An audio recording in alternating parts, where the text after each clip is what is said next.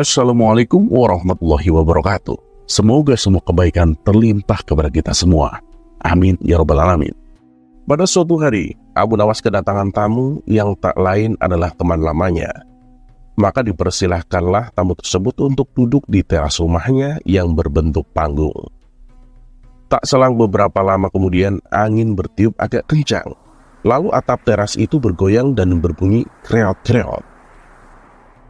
Ya Abu Nawas, rupanya teras rumahmu ini sudah tua ya, dan kayaknya reot juga, tanya sang tamu.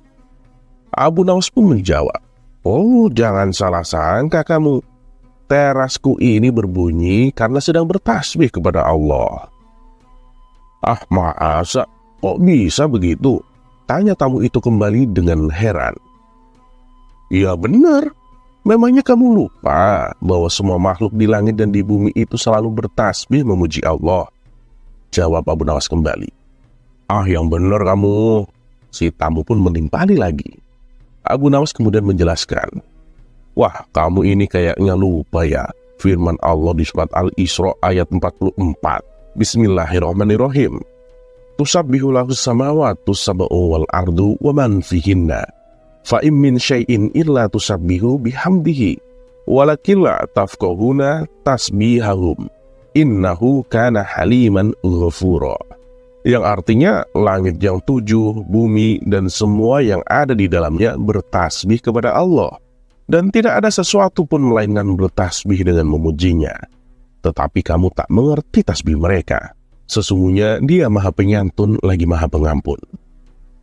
Dan ketika mereka sedang ngobrol asik, tiba-tiba angin bertiup semakin kencang. Sementara goyangan dan bunyi teras Abu Nawas bertambah semakin kencang pula. Seketika itu juga, Abu Nawas melompat keluar. Abu Nawas, mengapa kau lompat ketakutan begitu? Bukankah teras ini sedang bertasbih? Sergah sang tamu melihat Abu Nawas lari begitu saja. Sambil berlari, Abu Nawas pun menjawab, khawatir aku. Jika semakin khusyuk teras ini bertasbih, dia akan bersujud. Dan akhirnya tamu itu pun ikut lompat mengikuti Abu Nawas. Selang beberapa saat, teras Abu Nawas pun benar-benar bersujud. Dan beberapa saat kemudian, teras itu pun terkapar.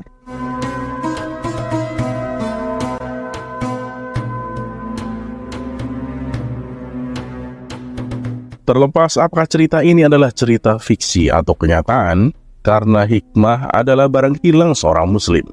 Di mana ia menemukannya, maka ia berhak mengambilnya.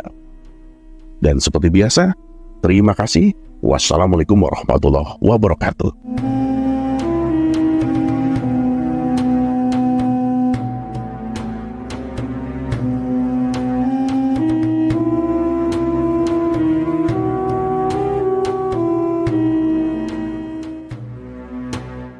Kisah selanjutnya.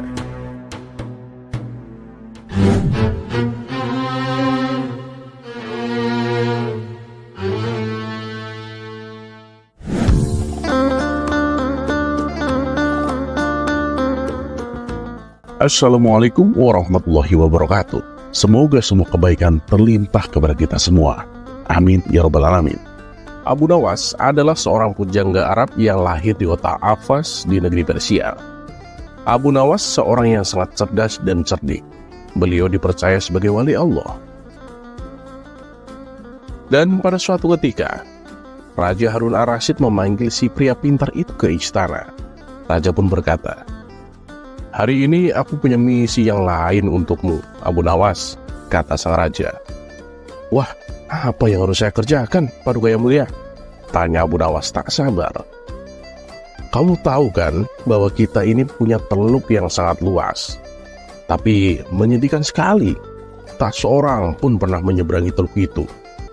Dan saya jadi penasaran dan bertanya-tanya, apakah mungkin seorang manusia itu bisa berenang ke seberang teluk? Dan saya butuh kamu untuk menjawab keingintahuanku, Abu Nawas. Saya mau kamu mengambil misi ini sebagai tugas terhormat, kata sang raja kepada Abu Nawas. Waduh, tapi Paduka Yang Mulia, saya kan bukan seorang perenang yang handal, ujar Abu Nawas. Ya, saya tahu itu. Tapi kan setiap orang itu mengetahui kalau kamu adalah orang paling pintar di negeri ini. Dan kamu harus dapat mengerjakan tugas ini, kata Baginda Raja sedikit memaksa. Siap Paduka Yang Mulia, saya akan mengerjakannya, gerutu Abu Nawas sambil berjalan keluar. Abu Nawas pun lalu berjalan ke pantai. Ia memandangi teluk yang sangat luas itu, lalu duduk di bawah sebuah pohon palem. Ia mencoba mencari ide, menyiasati misi yang mustahil itu. Dan pada waktu itu, ia melihat pakaian anak-anak tergeletak di atas bebatuan di sampingnya. Di mana anak itu? Mereka pasti berenang di pantai, gumam Abu Nawas. Seketika itu juga senyumnya mengembang. Nampaknya ia telah menemukan ide yang cemerlang. Ia pun lalu pulang dan bangun pagi-pagi sekali pada hari berikutnya. Ia segera pergi ke pantai. Sambil tersenyum, Abu Nawas melepaskan pakaian dan cincinnya, lalu meletakkannya di atas pasir. Ia juga melepaskan sepatunya dan meletakkannya di samping pakaiannya. Setelah itu, Abu Nawas kembali lagi ke rumah. Dan 1 jam kemudian, raja dan para menterinya datang ke pantai. Mereka terkaget mengetahui ada pakaian yang ternyata milik Abu Nawas.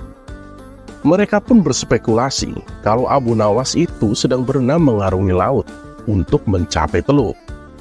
Tapi sebagian dari mereka meragukan kalau Abu Nawas yang punya kemampuan berenang pas-pasan berani mengarungi laut.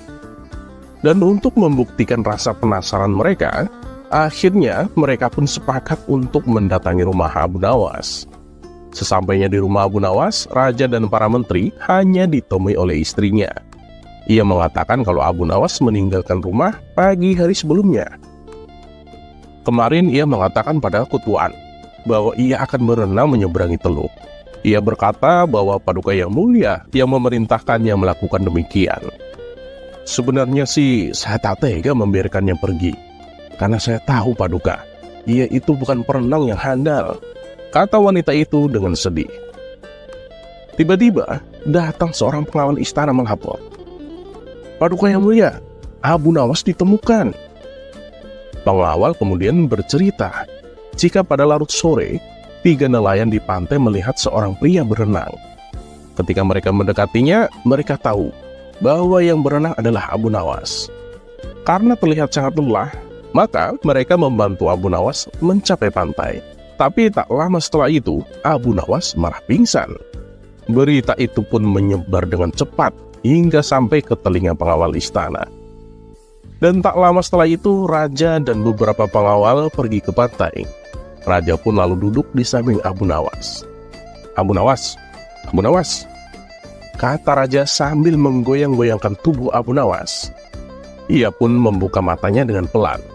Raja Harun Ar-Rasyid sangat senang. Ia memegang tubuh si pria cerdik itu dengan erat. Ia terlihat sangat menyesal karena telah menyebabkan Abu Nawas menderita.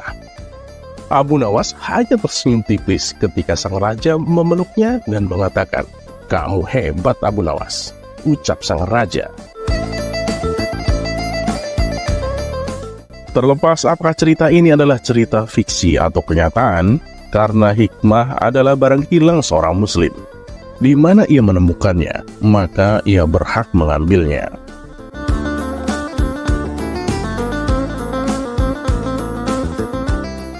Dan seperti biasa, terima kasih. Wassalamualaikum warahmatullahi wabarakatuh.